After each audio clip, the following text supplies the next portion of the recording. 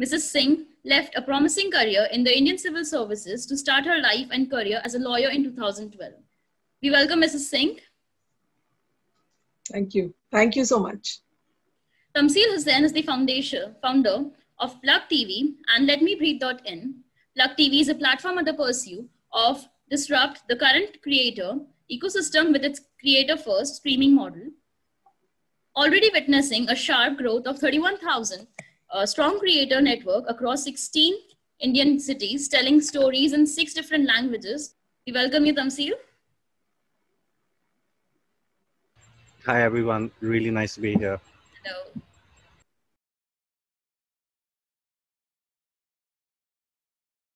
What was the interest that people wanted to treat it as murder? To settle scores? To the Bollywood infighting? So there could be one group of vested interest that who wanted to malign some big stars to settle scores. So this is the reason that false stories are implanted. Coming to Sushant Singh Rajput, could be personal vendetta. Second, it could be to create a law and order problem. If there is a different government in center, a different government in state, so it becomes a political vested interest to malign a particular government. And since law and order is a state subject, as we saw, it has become a Shiv Sena versus BJP in Maharashtra. So that is also one reason. So you and I feel that what is the reason? No. And what is happening is what we see on the news channels, innocent, gullible people take it as true. Dr. Abha as well. I mean, if I have to actually add to this, and I will mainly, those 3 cases are like really big moments where a lot of fake news was shared. And another moment was coronavirus. Like for about 6 months, you had so many people sharing all kinds of remedies to literally help you fight coronavirus. If I actually take a minute, Vanshika, and go back to the part that social media and internet is booming in India, right? Like 650 million users. People are accessing their phones for the first time. People are accessing WhatsApp for the first time. People are accessing YouTube for the first time. I mean, all of us are aware pro-internet users, right? Because we've been either used to like using phones and laptops and seeing how we consume internet to a point where imagine if someone's a first-time internet user, has no idea what's written in English or in any other language, but understands the language of video, right? Understands the language of whatever medium, like he or she has downloaded for the first time and they get information. It's very easy for anyone to behave in it.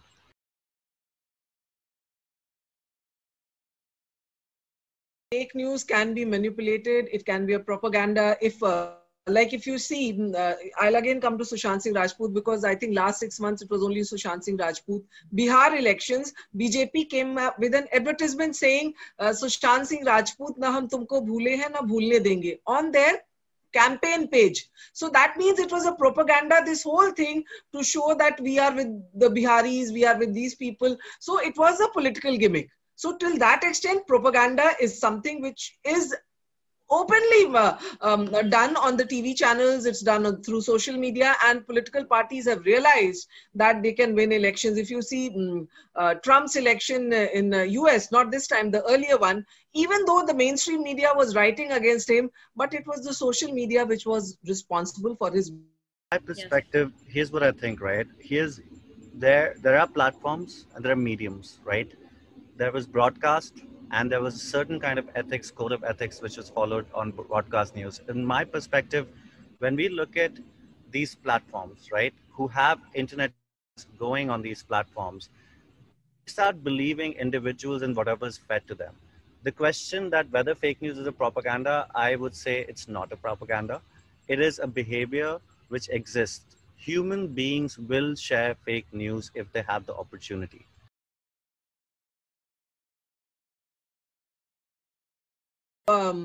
Freedom of speech and expression can always be curtailed, you know, like 19.1 talks of freedom of speech and expression, but in the same place 19.2 says that for public order, morality, they can be curtailed. And national interest. So public order, morality can be where you are trying to malign me, you are trying to spread rumors. And again, if defamation is 499 of the IPC, which clearly says that if you destroy my reputation, you lower my self-esteem in front of my relatives and friends, that is defamation. So of course, the freedom of speech can be curtailed through defamation, that is 499. And I think even as a professional, I have nothing more to add, and I would agree with this. I think just if I want to plug, there's some amazing work being done by an organization called Internet Freedom Foundation. If a lot of young people want to see what they're doing, you can simply go on their site and you can actually get a lot of information on these questions that we have, where a lot of lawyers have come together, a lot of young people to literally fight for issues like this. And I think, yeah, I would definitely not have anything to add apart from what Mr. Abhay Singh has already said. Yeah.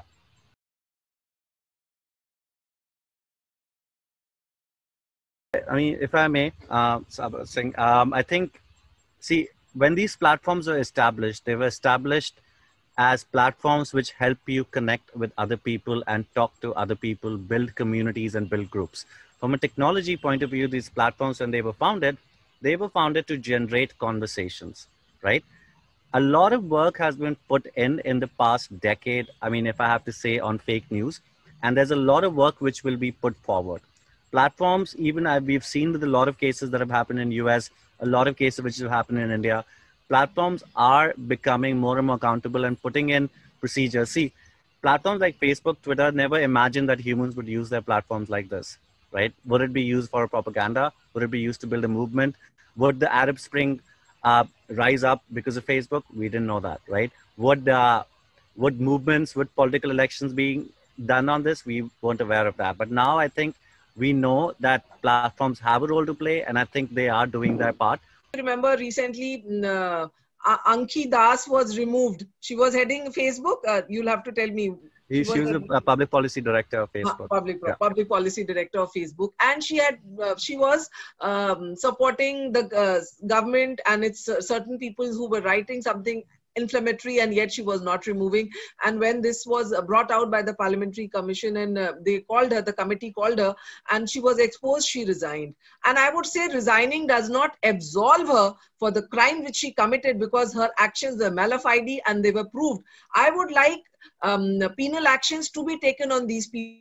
In fact, the Facebook has kept quiet just by silently asking her to step down. That does not absolve her for the damage which she did to the tender fragment of the society. So I think a lot needs to be done by all these platforms. They have somehow got away because they feel that they are not stationed out of India. And now when they are cornered, they come up with some of the biggest lawyers. You'll have the best faces like Mukul Rohtagi, Harish Salve. They think by paying the biggest amount of fees in the Supreme Court, getting the biggest faces, they are going to get away. But I think they should not be allowed to get away. Because I have been doing a lot of social, picking up so many of the social causes, and I feel that they have not done much. They need to regulate because accountability has to be theirs. So many innocent lives have been lost. I would say lockdown, these softwares have been a real blessing because education could be continued, and I've seen small children doing their full classes. But then again, this has divided the society into haves and the have-nots, because everybody cannot afford a computer, everybody cannot afford a smartphone. So government needs to think on those lines. And I also feel as a parent that you expose children to the screen for 6 hours to 10 hours is also having side effects. It's leading to a lot of health issues. But yes, education, rumor, if you forget the fake news or these exams being postponed, as you said, Tamsil very rightly said that fake news travels faster than anything, because that's the human psychology. But still, they were able to do the exams, the law exams from Delhi University, the graduation exams. People have been able to do the exams through online classes, through online. It's been a great blessing. Technology has really come to rescue in lockdown. So if we use it diligently, because the guidelines very clearly says that due diligence must be observed by the intermediary. And intermediary here means your platforms, it means the resource. So if is maintained, I think the good far overshadows the bad. So at least in the education field, in fact, I was reading that Byju's was able to give bonus and salaries, no cuts. because they Yeah. really made money. And so I think in the field of education, technology has come to a great help. And if due diligence is maintained, and if we make them accountable, if they know that they will not get away if some fake news whoever has created and is disseminating, and if you use it judiciously, it's a great blessing. If just one of the during the lockdown, we did these really challenging series where we asked people to contribute stories, people who belong to really low connectivity areas like Nagaland, or Andaman and Nicobar Islands, right, where there's 2G connectivity and very less connectivity. And one of the biggest things that happened during online education was one, like platforms like Google Classroom and all these platforms, which really helped people connect with classrooms. The second thing that happened was people who do not have equal internet access really started going through a lot of issues because they could not access education. We actually saw this divide for the first time really come out because it was having impact on exams. It was having impact on mental health. It was having impact on various issues that students go through. And I think it was a very interesting challenge because if we have policy programs like Digital India, which really need to be even more ambitious to make sure more people have access to equal internet.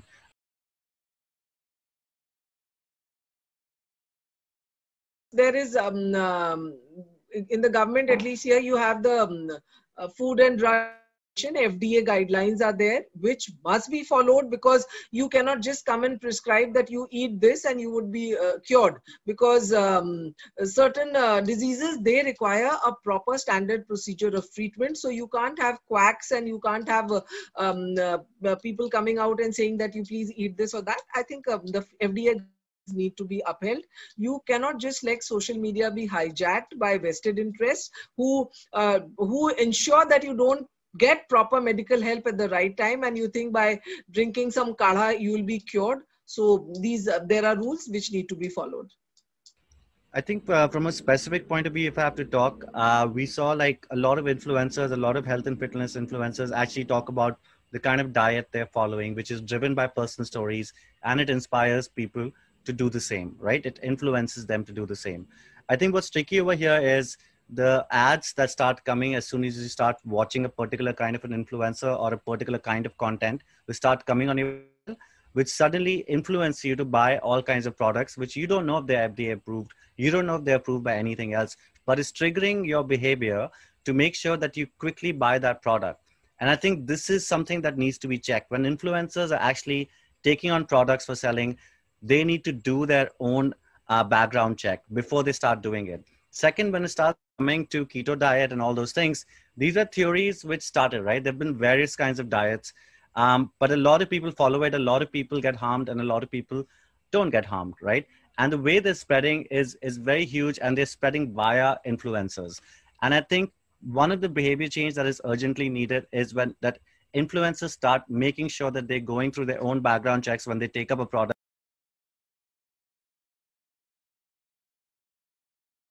I feel even these agencies who have misused their power, action should be taken on them. And even the TV channels that were running fake news, their licenses need to be suspended. Even if it is for a day, you need to take action. I think for us, like before the Sushant Singh case became a complete circus, the first part about when I think that was a big trigger for a lot of people because it didn't follow any mental health guidelines, right? Or everybody was reporting any kind of things. I mean, in India, it's very hard for media organizations to really see how do you report suicide. And from then to what it turned into, I think anyone, whatever has happened, it was taking advantage of all the algorithms that exist on social media, which really triggered the news. And the thing is that a lot of people were interested in the case. A lot of people were interested in knowing what's happening.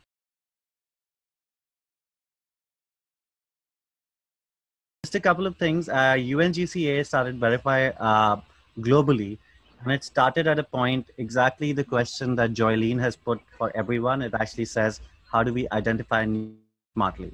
Over the years, I think it was very difficult to identify health news, and especially during a pandemic, it became massive. After UNGCA launched Verified campaign, the goal was to see how videos can be used to spread positive information. And I think Pluck over the last 6 months has trained more than thousands of doctors who are working on vaccines, working on all kinds of things, to start sharing their videos, and they were transcending to literally the smallest of the towns. And if you can actually see, it's a roster of about more than 50 to 60 videos. If you ever want anything on fake news, it's that one-stop shop where you get everything. So you have like someone who's the editor of PIB, to Veer Thakur, who's like heading IPA. You have a lot of people who've worked consistently to help citizens identify fake news. Just closing point, because I know that Joylene put up this question and I want to answer this as well. Joylene, there are about 4 or 5 principles that you can follow. The first thing is technology. Technology and platforms themselves offer solutions to check fake news. I think discussions like what we are having today, we need to make them more frequent so that people, public shaming starts, and also people talk about it, what is wrong and right, because ultimately the politicians, only those things reach the people who make laws in this country is a strong public opinion and a big